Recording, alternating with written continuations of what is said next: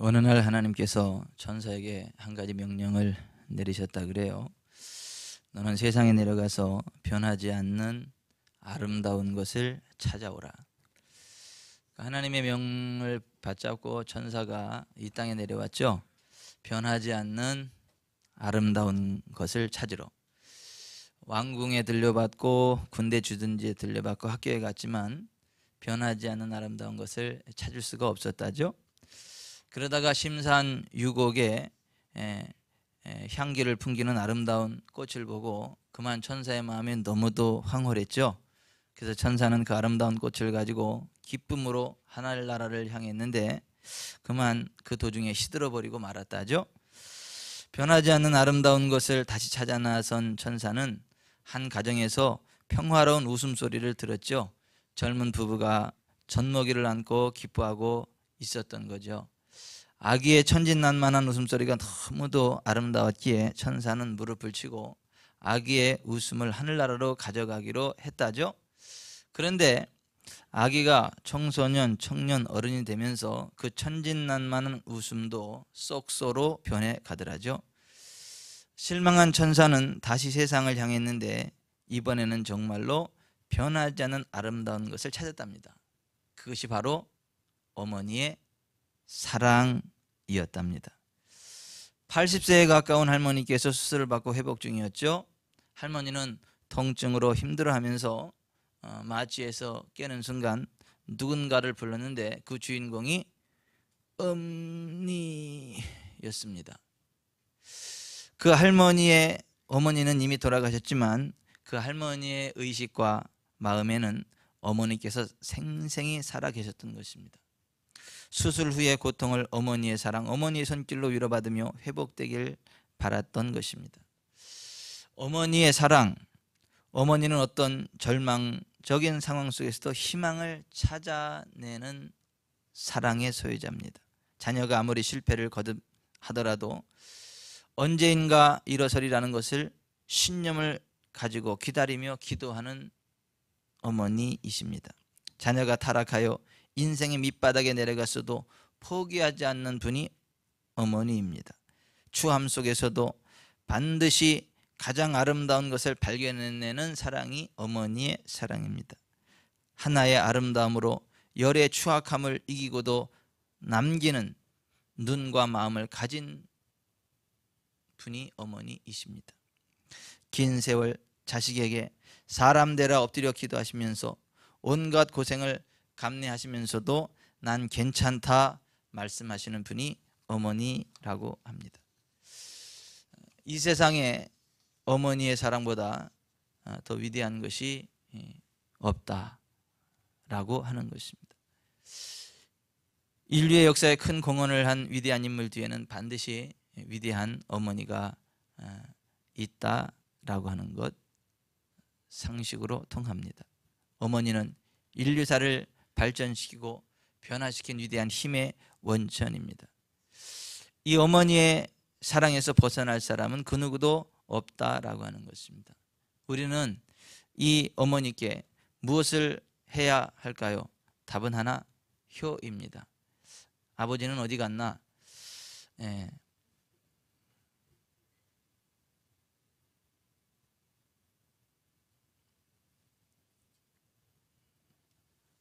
부끄럽지만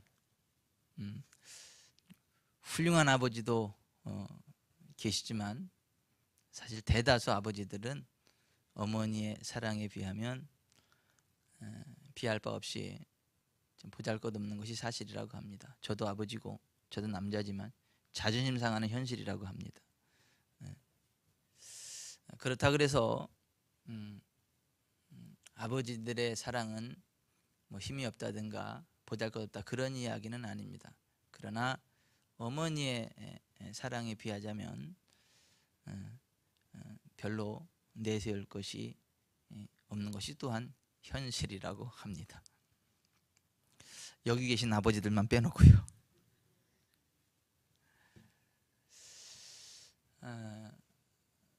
오늘은 어버이 주일이에요.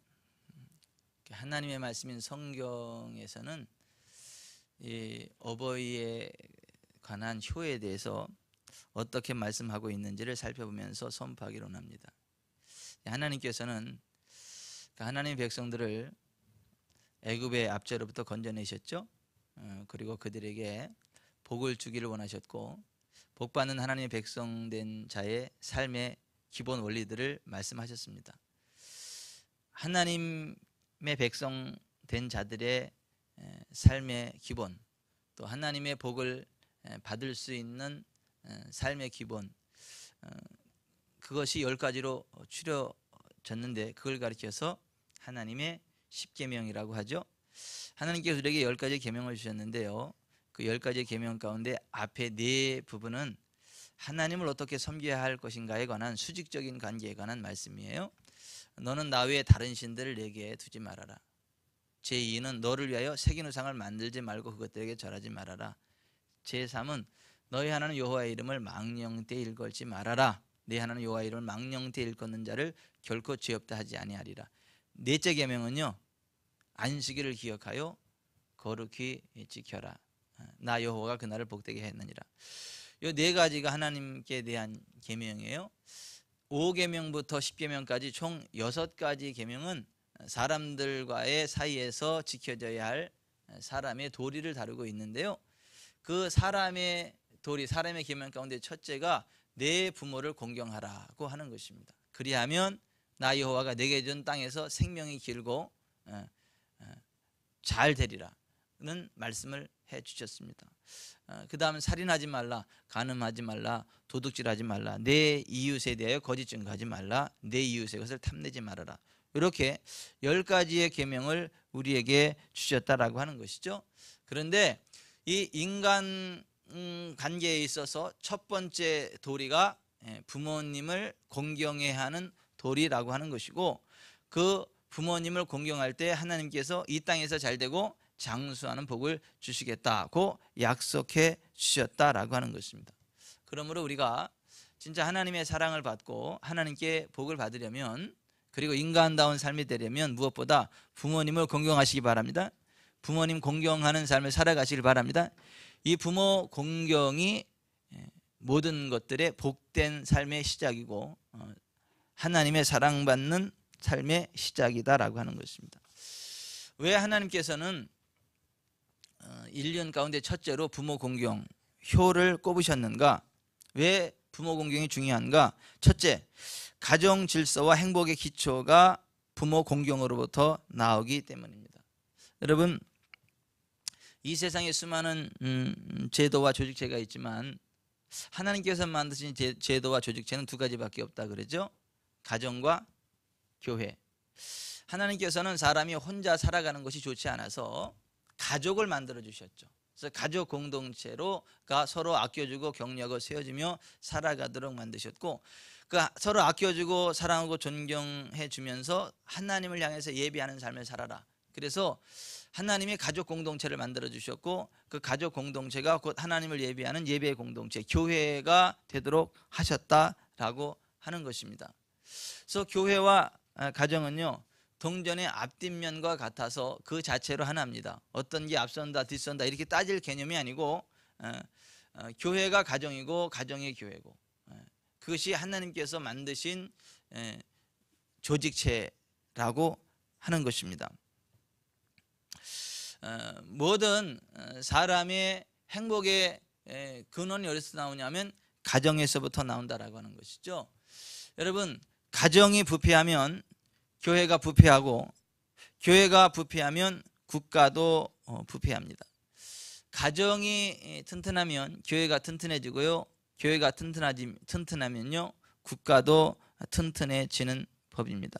그래서 튼튼한 교회가 되려면 가정이 튼튼해져야 되고요, 또 가정이 튼튼해지면 교회가 튼튼해지고 국가가 튼튼해진다라고 하는 그러한 연관성을 가지고 있다라고 하는 것입니다. 그래서 하나님은 이 가정에 대한 지대한 관심을 가지고 계시고 이 가정에 복을 주시기를 원하신다라고 하는 것입니다. 가정이 화목되기를 원하신다라고 하는 것입니다. 근데 사탄은 반대로 이 가정으로부터 모든 복이 나오고 행복이 나오고 하나님의 영광이 나오는 걸 알기 때문에 어떻게 하든지 가정을 깨뜨리려고 합니다. 가정을 분산시키려고 합니다. 그래서 이단들이 결국은 가정 파괴로 갈 수밖에 없는 게 이단들의 그 주인이 사탄이기 때문에 사탄의 미혹에 빠져 있는 이단들은 반드시 가정을 파괴시킵니다. 대표적인 예가 신천지죠. 사탄은 가정을 파괴합니다. 하지만 하나님은요, 가정을 화목되게 하십니다. 가정이 하나 되게 하십니다. 가정을 통해서 복을 주십니다. 그래서 하나님은 사람들에게 복받는 삶의 비결을 말씀할 때에 사업하는 법을 가르쳐 주시지 않았죠. 전쟁 잘하는 법을 가르쳐 주지 않았죠. 또 잘 가르치는 법을 가르쳐 주지 않았습니다. 또 목사가 설교를 잘해야 된다, 설교하는 거 가르쳐 주지 않으셨어요. 첫째가 뭐냐면 내 부모를 공경하라. 사람은요, 부모를 공경하면요, 나머지 것은 다 잘 되게 되어 있는 걸 믿으시길 바랍니다. 부모 공경하면 모든 것들은 저절로 잘 되게 되어져 있다. 부모를 공경하면 하나님께서는 반드시 그 인생이 복되게 해주신다. 이것이 성경의 가르침입니다. 그래서 가정질서와 행복의 시작이 부모 공경으로부터 오기 때문에 성경은 내 부모를 공경하라고 말씀하고 있는 것입니다. 그런가 하면 윤리와 도덕의 기초도 역시 부모 공경으로부터 나온다는 것입니다. 사람이 태어나서 제일 먼저 맺는 인간관계가 바로 부모와 자식 간의 관계입니다. 형제나 이웃이나 하거나 직장인들과의 관계를 가지기 이전에 태어나자마자 부모님과의 관계를 제일 먼저 가지게 됩니다. 이 부모님과의 관계가 올바로 서야 그 다음 관계가 올바로 설 수 있다라고 하는 것이고, 모든 관계의 첫 단추가 이 부모와의 관계이기 때문에 부모와의 관계가 틀어지면 다른 모든 관계도 다 틀어질 수밖에 없다라고 하는 것입니다. 그래서 이 효가 인륜의 근본이다라고 하는 것은 동양이나 서양이나 고대나 현대나 동서고금을 막론하고 사람이 살아가는 가장 기초 덕목으로 꼽혀지고 있다라고 하는 것입니다. 여러분, 우리나라의 그 사람들의 심성 속에 많은 영향을 끼쳤던 가르침이 유교의 가르침이죠. 유가. 우리나라는 그 유교의 가르침을 많이 받고 자란 민족 가운데 하나입니다. 그래서 이 유교의 장단점을 다 가지고 있는데요, 유교가 가지고 있는 장점들도 많이 있습니다. 근데 유교는 사회 질서를 굉장히 중요시 여겼죠. 그리고 사람의 도리, 윤리에 대해서 굉장히 중요시 여겼습니다. 사회 질서를 강조하기 위한 세 가지 강령이 있죠. 삼강이라 그러죠. 그리고 사람답게 살아가는 5가지 기본 윤리가 있죠. 이것을 오륜이라고 하죠. 예, 그 삼강이 뭐냐면, 첫째가 군위신강, 둘째가 부위자강, 셋째가 부위부강입니다. 사회가 잘 되려면 신하가 임금을 잘 섬겨야 되고, 자식이 부모를 잘 섬겨야 되며, 아내가 남편을 잘 섬겨야 사회 질서가 바로 선다라고 하는 것입니다.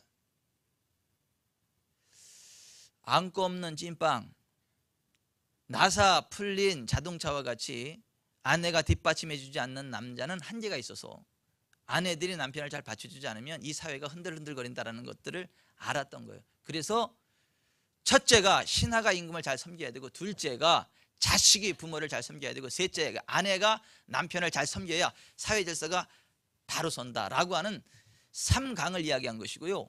오륜, 5가지 인간의 기본 덕목을 이야기하는데, 첫째가 부자유친, 군신유의, 부부유별, 장유유소, 풍우유신을 꼽았죠.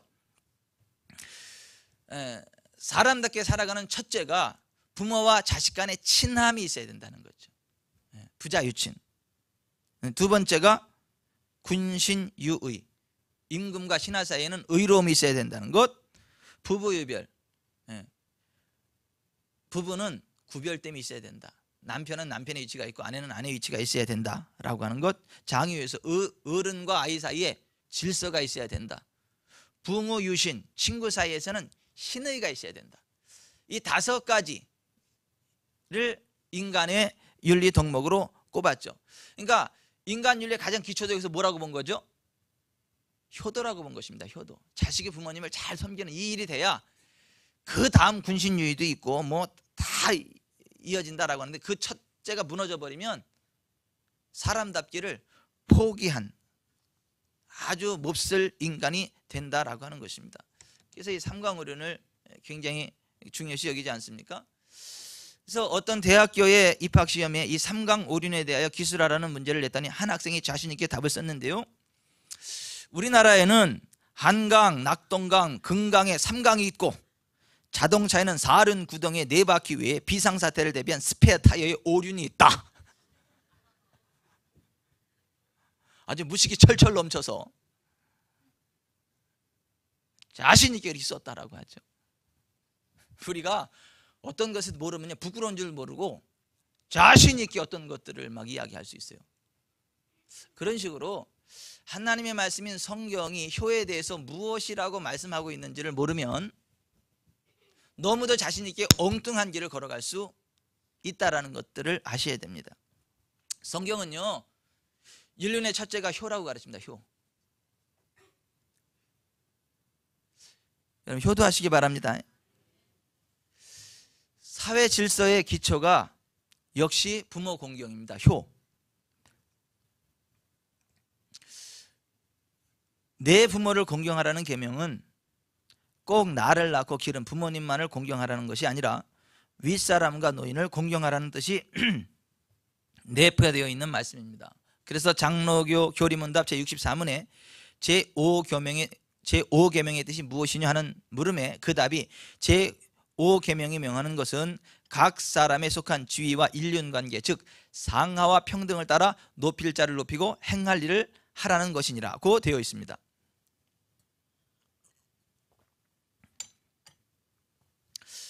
그러므로 부모를 공경하라는 것은 꼭 내 아버지 어머니만 공경하라는 뜻이 아니라 직장에서나 학교에서나 사회에서 윗사람에게 순종하고 공경하라는 뜻이 다 내포되어 있는 것입니다. 부모님의 은혜를 감사할 줄 알고 부모님께 순종하고 공경할 줄 아는 사람이 학교에서 선생님께 순종하고 회사에서 윗사람에게 순종하는 좋은 사원이 되고 관청에서는 상사에게 순종하는 모범이 되는 것입니다. 그러니까 사회질서를 강조하는 유교의 3강에서도 자식은 부모를 섬기는 것이 근본이라는 부위자강이라는 말이 있는 것이고, 충신은 효자의 가문에서 난다는 말이 있는 것입니다. 그러나 부모님께 불순종하고 반항하는 자녀는 커서 문제아가 되고 소년 범죄아가 되고 무선 흉악범이 되어서 사회 질서를 파괴하는 사람이 되고 만다는 것입니다. 부모를 거역하고 불효한 사람이 이 사회에서도 문제거리가 되고 좋은 시민이 되지 못합니다.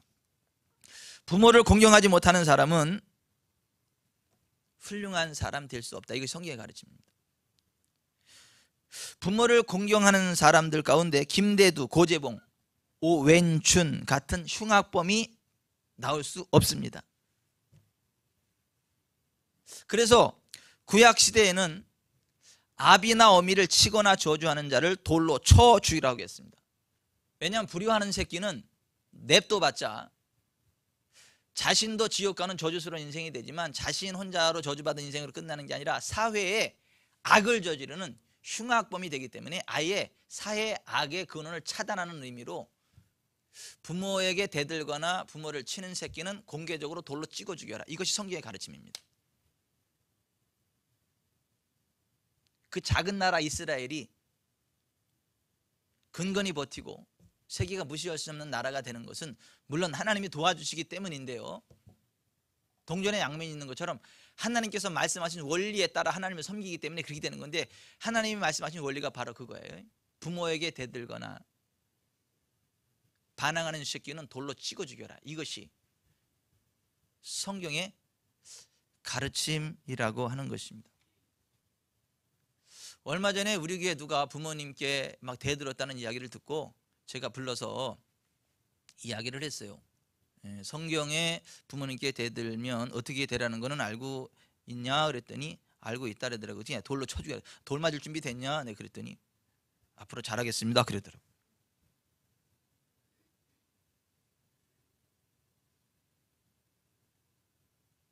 성경은 부모님께 대들고 부모를 치는 자를 결코 용납하지 말라, 아예 죽여버려라, 이렇게 강하게 말씀하고 있다는 것 기억하셔야 됩니다. 하나님을 공경하는 자는 부모님을 공경하게 되어 있습니다. 보이는 부모를 공경하지 않는 자가 보이지 않는 하나님을 잘 공경할 수 없다라고 하는 것입니다. 성경은 눈에 보이는 형제도 사랑할 수 없는 사람이 어떻게 눈에 보이지 않는 하나님을 사랑한다고 할 수 있겠느냐.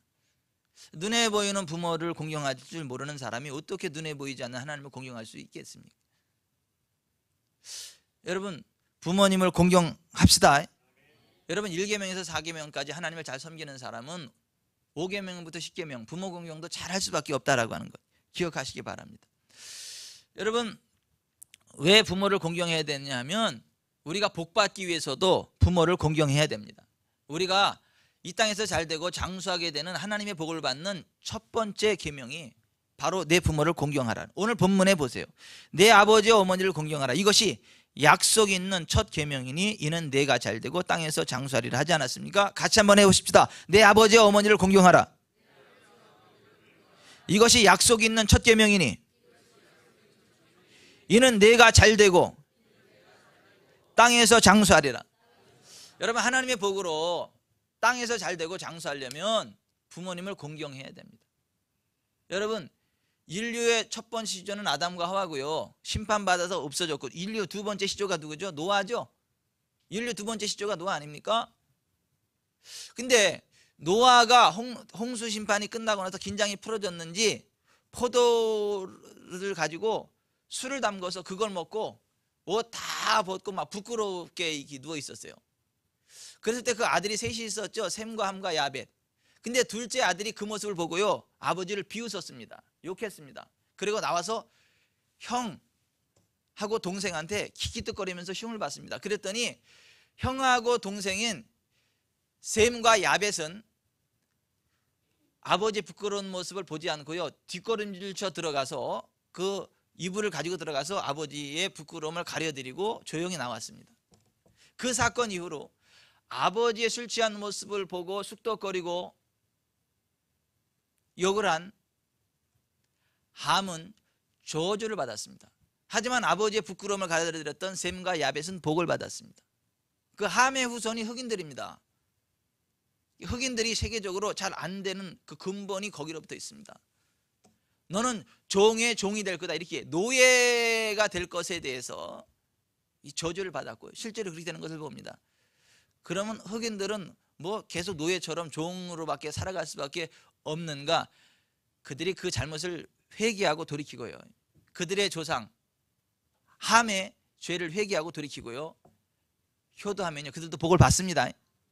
그러나 그렇게 인류의 제2 조상인 노아로부터 흐트러진 셈, 함, 야벳 가운데 그 흑인의 조상인 함이, 가나안이 저주를 받았던 게 바로 이 불효로부터 시작되었다라는 것들을 기억해 볼 필요는 있겠다는 것입니다. 여러분, 구약의 저주받은 모압 족속의 여인으로 이스라엘로 시집온 룻이라는 여자가 있었습니다. 그는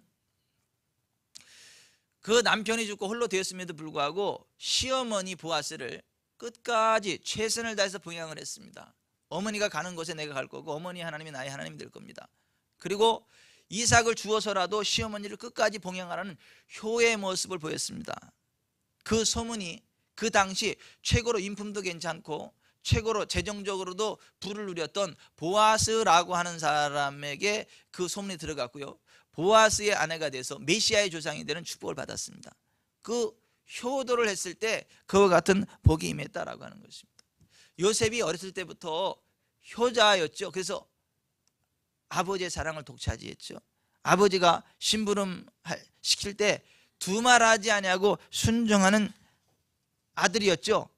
그래서 아버지의 사랑을 독차지했습니다. 형들이 그것을 시기해서 죽이려고 하고 애굽에 노예로 팔고 그래서 노예로 팔려갔는데, 노예로 팔려간 거기서도 주인에게 충성을 다하죠. 그러니까 부모에게 효도하는 자식은 사회에서도 잘합니다. 직장에서도 잘합니다. 어디서도 잘합니다. 근데 부모에게 대드는 새끼는요, 용서하시고 들으세요. 그건 자식들. 부모에게 대드는 새끼는요, 직장 가서도요 치받습니다. 안 됩니다. 안 돼. 요셉이 부모에게 이렇게 효도하다가 노예로 팔려갔는데 거기서도 부모 그 주인을 잘 섬겨서 가정 총무가 되죠. 억울하게 감옥에 갔는데 감옥에서도 역시 최선을 다해서 간수장을 섬기지 않습니까? 사람들 섬기지 않습니까? 근데 거기서도 발탁이 되죠. 결국 애굽의 총리 대신이 되죠. 애굽의 총리 대신이 되고 나서 어떻게 해요? 원수 안 갚죠? 부모님 모셔다가 땅 사드리고 집 사드리고 필요한 모든 것들을 다 공급하죠. 자기 죽이려 했던 형들까지 끝까지 품어주죠. 그 조카들까지 다 부양하지 않습니까?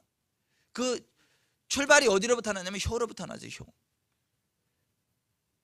여러분 이 새끼가 잘 될 건가 안 될 건가를 보려면 이 효심이 얼마나 되느냐를 보고, 이 효심이 되는 새끼는요, 효심이 되는 자식은요, 이제 웃어야 되는데 안 웃으시네. 효심이 되는 자식은요 복을 받습니다. 잘 됩니다. 근데 불효하는 새끼는요 안 됩니다. 근데 그 새끼 위해서 기도하는 엄마는요, 그 새끼가 좋은 사람으로 뒤바꿔주는 천지개벽의 그 시점을 맞이합니다. 나중에라도 복을 받게 됩니다.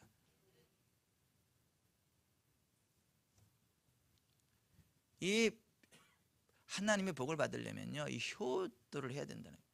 부모를 공경해야 된다는 거예요. 그러면 구체적으로 어떻게 부모를 공경하고 효도를 할 수 있는 건가? 첫째, 참된 존경심을 가져야 됩니다. 부모님은 우리에게 생명을 전달해 주신 분들이죠. 부모님 때문에 우리가 이 세상에 태어나게 됐고, 지금도 부모님의 피가 우리의 혈관 속에 흐르고 있죠. 매일같이 변함없는 사랑으로 우리를 돌봐주시고 희생하신 분이 부모님 아닙니까? 키워주고 우리가 부족함이 많아도 우리의 부모님만큼은 우리들을 사랑하고, 영원한 우리의 편이 우리 부모님 아닙니까? 남들이 다 욕을 해도 끝까지 내 편 대주는 사람 누구예요? 엄마 아빠잖아요. 아유 그런 새끼 왜 갖다 학교 갖다 버리지, 남들은 그렇게 얘기하지만 부모는 어떻게 해요? 끝까지 품는 거 아닙니까? 내 새끼라고 흠과 티가 있어도. 그래서 우리가 부모님을 존경해야 된다라고 하는 것이죠. 못 입고 못 먹고 헐벗으면서도 자녀를 위해 끔찍이 희생하고 양보할 줄 아는 게 부모 아닙니까? 그러므로 부모님을 공경하는 것은 참된 마음으로 존경하고 높이는 마음을 가질 때 가능하다는 것입니다. 물론 어떤 부모님은 까다롭고 신경질도 있고 변덕스럽기도 하고 윤리적인 결함이 있을 수도 있습니다. 무식한 부모님도 있을 수 있습니다. 그러나 부모님은 어디까지나 부모님인 까닭에 존경해야 된다. 이 성경의 가르침입니다. 존경할 만한 가치가 없어 보이는 부모님일수록, 비록 공부를 많이 못 시켜주고 호의호식을 시켜주지 못한 부모님일지라도 내 부모님이기 때문에 효도할 때에 하나님이 그 모습 받으십니다. 그리고 복을 주십니다. 셰익스피어가 이런 얘기를 했다 그래요. 감사치 않는 자녀는 독사의 이빨보다 더 날카롭게 찌르는 가시다. 다시 한번 들어보세요. 감사치 않는 자녀는 독사의 이빨보다 더 날카롭게 찌르는 가시다.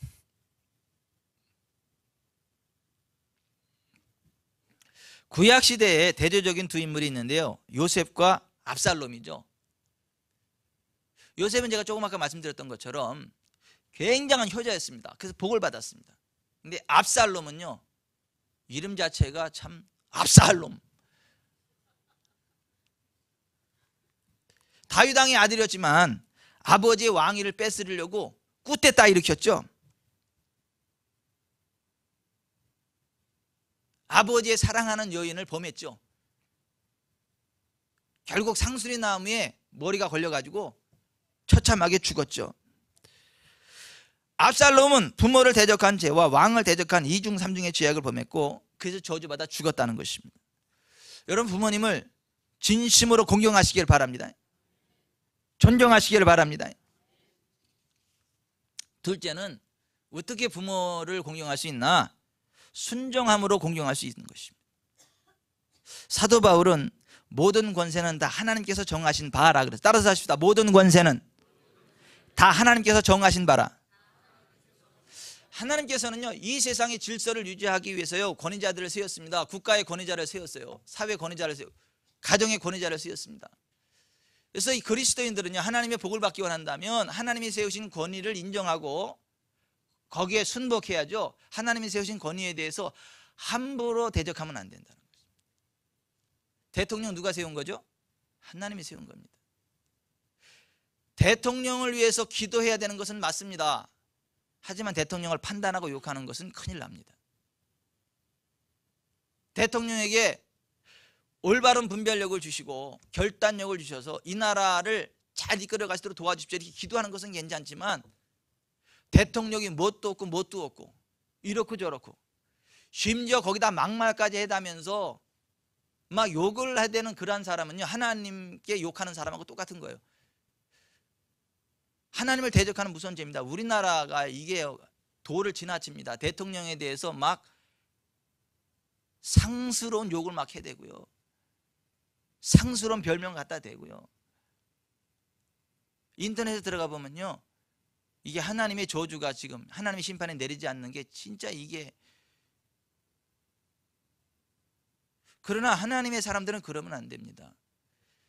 하나님이 세우신 권세를 인정하셔야 됩니다. 기도해야 됩니다.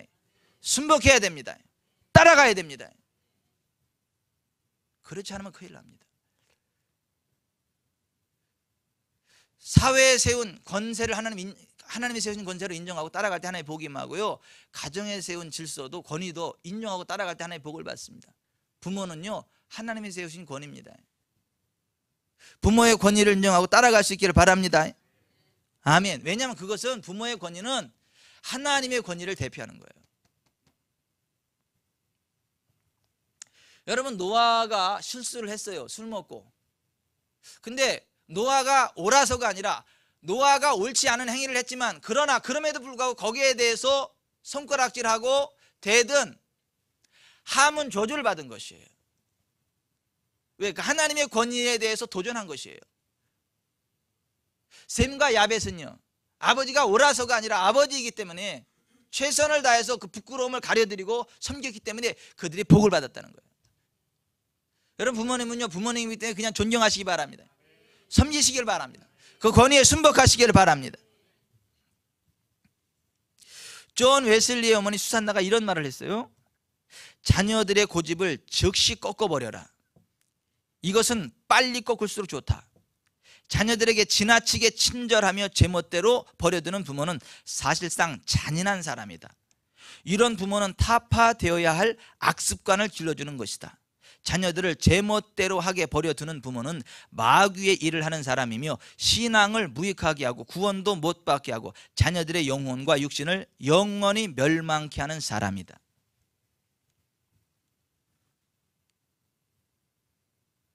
순종하는 자녀로 키우지 않으면 저주의 자식으로 키운다는 거예요. 그것도 어렸을 때 그걸 꺾어주지 않으면 큰일 난다. 실제로 성경에서요, 이 저주를 받은 사람이 있습니다. 누군지 아십니까? 대제사장 엘리입니다.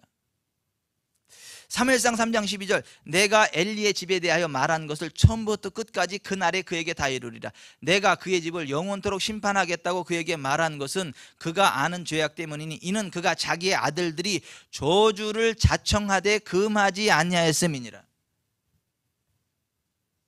결국 한날에요, 엘리 못 꺾어져 죽고요, 두 아들 전쟁터에서 처참하게 죽고요, 며느리 애나 다 죽고요, 한날에 다 죽어버렸어요. 그 가문이 끊어져 버렸어요. 그냥 자식들을 오냐고 내주는 게 그게 사랑이 아니라는 거죠. 복이 아니라는 거죠. 꺾어버려야 된다는 것입니다. 순종하는 자녀로, 하나님을 섬길 줄 아는 자녀로 꺾어버려야 된다는 것입니다. 용서하시고 들으세요.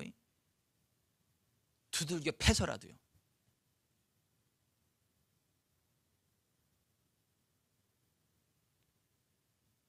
엘리는 그거 실패해서 자신도 저주받고 자식들도 저주받았다. 하나님이 세우신 권위는, 권위자는 그 권위에 걸맞게 그 권위를 행사해야 되고요, 그 권위 아래에 있는 사람은 그 권위에 순종할 때에 복을 받는다는 것입니다. 권위자 입장도 무겁죠. 권위 아래에 있는 입장도 무겁죠. 그러나 여러분, 권위를 잘 행사하시기 바랍니다. 또 권위에 순복하시길 바랍니다. 아니, 그래야 하나님의 복을 받는다라고 하는 것입니다.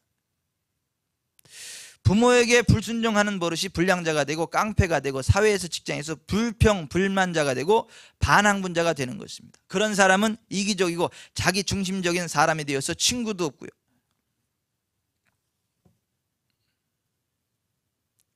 홀로 외로이 쓸쓸한 인생길 가는 최후를 맞이하게 될 거다. 여러분, 그 불효하는 새끼는요, 그 개만도 못한 새끼다, 이런 말이 들어보셨어요? 성경은 아니지만 따라서 합시다. 불효하는 새끼는 개만도 못한 새끼다. 개 같은 새끼가 아니고 개만도 못한 새끼예요. 그 얘기는 아시죠? 개하고 달리기 해서 개보다 앞서가면 뭐예요? 개보다 더한 놈이고, 개하고 같이 뛰면요 개 같은 놈이고요, 개보다 뒤처지면요 개만도 못한 놈, 그렇다 그래요. 개하고 함께 있는 것 자체가 별로 좋지 않아요. 근데 개가 있지 않습니까? 웬만한 못된 인간보다 훨씬 낫다라는 얘기 됐어요. 6.25 사변 직후에 신문에 실렸던 실화인데요, 어떤 사람이 피난을 가서 개를 키웠죠. 그 개가 얼마나 영리한지 처음 몇 번 푸주간에 데리고 갔다 왔더니, 푸주간은 정육점입니다. 이 푸주간에 데리고 갔다 왔더니 나중에는 바구니에 고깃값을 넣어주면 자기 혼자 푸주간에 가서 고기를 사가지고 돌아오곤 했습니다. 얼마나 영리합니까? 그러니까 그 바구니에다가 돈을 넣어주면, 아, 푸주간에 가서 고기 사오라는 걸 알고 푸주간으로 뛰어가서 고기를 사가지고 오는 거예요. 그런데 수복이 돼서 고향으로 돌아왔죠. 고향으로 이제 처음으로 시장에 가서 이 개한테 이제 여기가 푸주간이라고 정육점 알려주려고 개 이 바구니에다가 고깃값을 딱 집어넣고 했더니, 이 개는 고깃값을 집어넣자마자 그 푸주간에 가서 고기 사오라는 걸로 알고 그냥 쏜살같이 달리기 시작을 했어요. 주인이 쫓아가서 가르치려고 했는데 그 주인이 개를 못 찾았어요. 며칠이 지나도 개가 돌아오지 않는 거예요. 그래서 개 찾기를 포기했거든요. 근데 이 개가 어딜 간 거냐면 피난 갔던 거기 정육점, 거기까지 쏜살같이 달려가가지고 고기를 사가지고 오는 거예요. 며칠이 지난 다음에 그 개가 왔는데 여기에 썩은 고기가 들어있어요. 오는 동안에 썩은 거예요. 고기가 발은 다 부르터가지고 피성이가 됐고요, 먼지 투성이가 됐고요, 먹지 못하고 뛰어갔다 와가지고 주인 앞에서 그걸 놓고 죽었다 그러죠. 개가 뭐 개도 그 정도예요. 개도 자기를 사랑해주는 주인을 위해서 그 정도 충성심을 보입니다. 근데 자기를 사랑해주는 부모님께 순종하지 못한다, 개만도 못한 새끼죠. 용서하시거든요. 오늘은 좀 제가 격한 언어를 쓰더라도 좀 용서를 해주세요. 용서를 해주세요. 지금 용서 안 하시겠다고 아멘들을 안 하시는 겁니까 지금? 오늘은 제가 목사다지 못한 격한 용어를 쓰더라도 용서를 해 주십시오. 여러분, 개도 자기를 사랑하는 그 주인을 위해서 있지 않습니까? 그렇게 순종을 합니다. 근데 자기를 사랑하는 부모한테 순종하지 못하는 건 개만도 못한 새끼예요.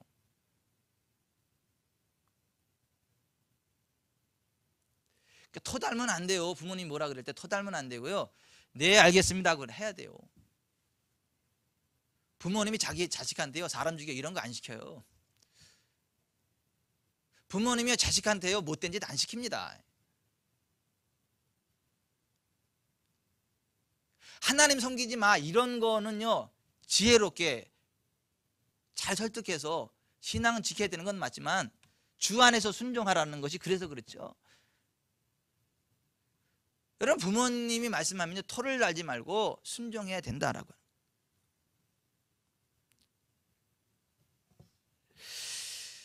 어떻게 부모 공경하고 효도하는 거냐면요, 부모님이 무엇을 바라고 요구하는가를 미리 알아서 채워드리는 게 그게 부모 공경이고 효예요. 부모님이 뭘 원하는지 좀 아셔야 됩니다. 부모님이 뭘 기뻐하시는지 알아야 됩니다. 여러분, 부모님이 연세가 드실수록 사람은 뭐가 필요할까요? 연세 드실수록 사람은 뭐가 필요할까요? 돈이 필요합니다. 돈. 왜 친구 만나더라도요 돈이 필요해요. 다요. 손자들 오면요 뭐가 필요해요? 돈 필요해요. 여러분 애들은 조그만 애들은 철이 없어가지고 누구 좋아해요? 돈 주는 사람 좋아해요. 그러니까 할아버지 할머니가 애들한테 사랑받고 돈 받을 어떻게 해야 돼? 애들한테 용돈 줘야 돼요. 용돈이 있어야 주죠. 그러니까 연세 드실수록 뭐가 필요한 거냐면 용돈이 필요한 거예요. 그러니까 효도라는 건 뭐냐면 만날 때마다 현찰을 가져가서 용돈을 주머니에 넣어드리는 거. 이게 효도예요. 이게 다 불효자밖에 없나. 여기는 아멘이 안 나오네.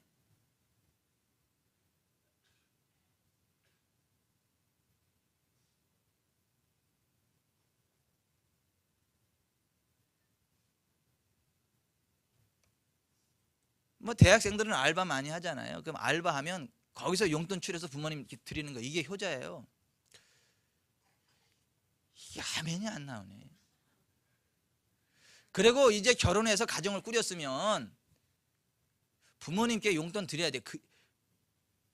결혼해서도 부모님께 용돈을 안 드린다. 뭐 드리면 얼마나 되겠어요? 수천만 원, 수억을 드리겠어요? 자기들이 할 수 있는 선에서 최선을 다해가지고 단돈 10,000원이 됐든 20,000원이 됐든 10만 원이 됐든 용돈을 드려야 그게 효도예요.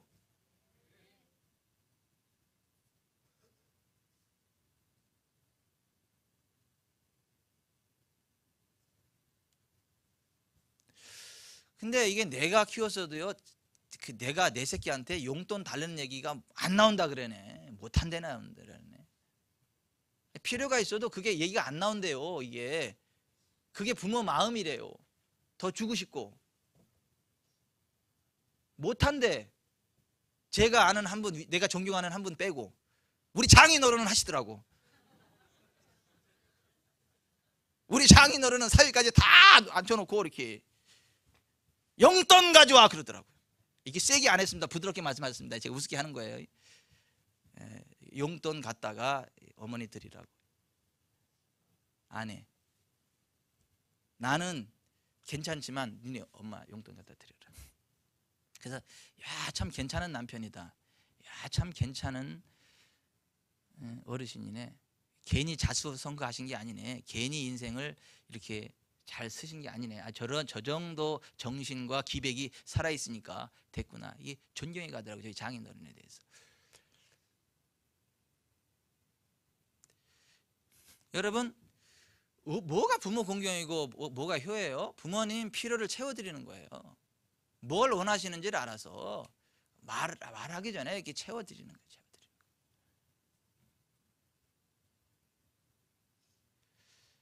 우리 장인 같은 그 기백이 우리 모든 성도들에게 있기를 나는 기대합니다. 자식 새끼들 다 불러놓고 용돈 가져와 이렇게 성경을 펴놓고 이렇게 좀. 아니 그게 그 자식이요 복된 인생을 살아가게 만드는 것이고요.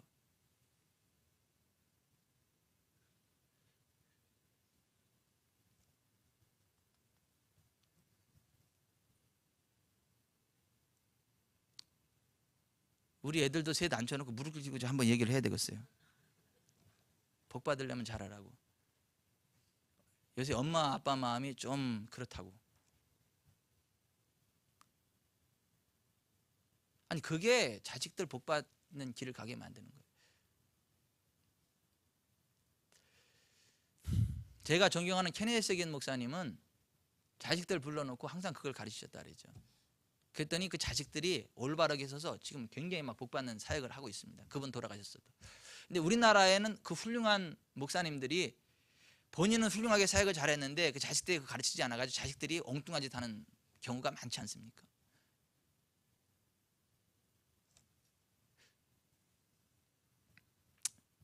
여러분 우리가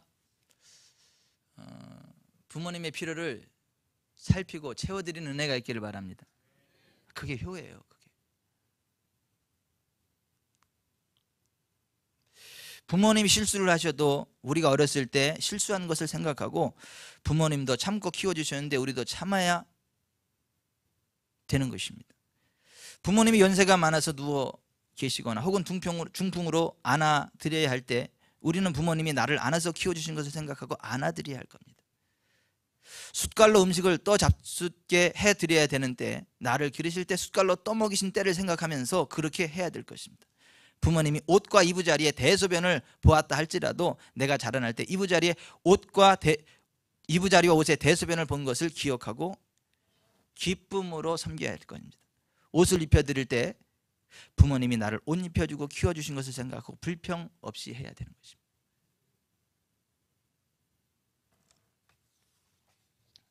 말씀을 맺겠습니다. 오늘 어버이 주일이에요.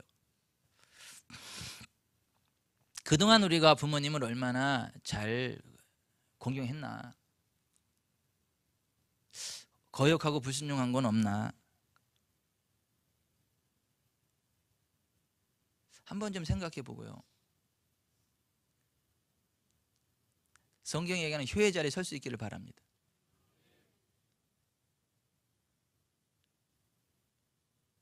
효자가 됩시다. 이렇게 설교하는 저도요, 마음이 지금 저려요. 저도 편치는 않아요. 나 김정철 장로님 오늘 같은 날 대신 설교를 해주셨으면 좋겠어. 아니 이런 날은 좀 딴 분이 대신 설교 좀 했으면 좋겠어. 나는 목사이기 때문에 내 개인의 지금 의견을 이야기하는 게 아니고 하나님 말씀을 그대로 전달해야 되니까 나도 가슴이 쿡쿡 찔리면서 지금 얘기를 하는 거예요. 하나님 말씀을 전달하는 거예요.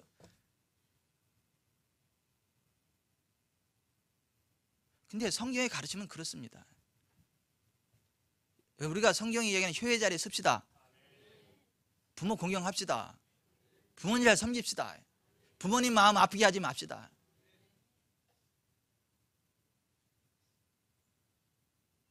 마음에 안 든다고 막 뭐라 그러지 말고요.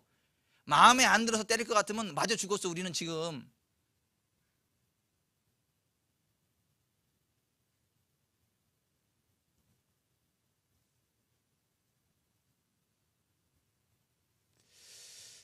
그래서 복을 받읍시다.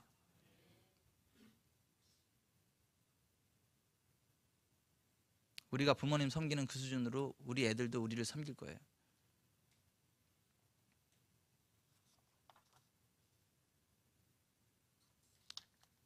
다른 건 몰라도 우리 애들이 용돈은 잘 줄 것 같아요. 우리한테 심는 대로 거두는 거니까. 별로 아멘이 안 나오시네. 효도합시다. 옆에 분에게 그러세요. 효도합시다.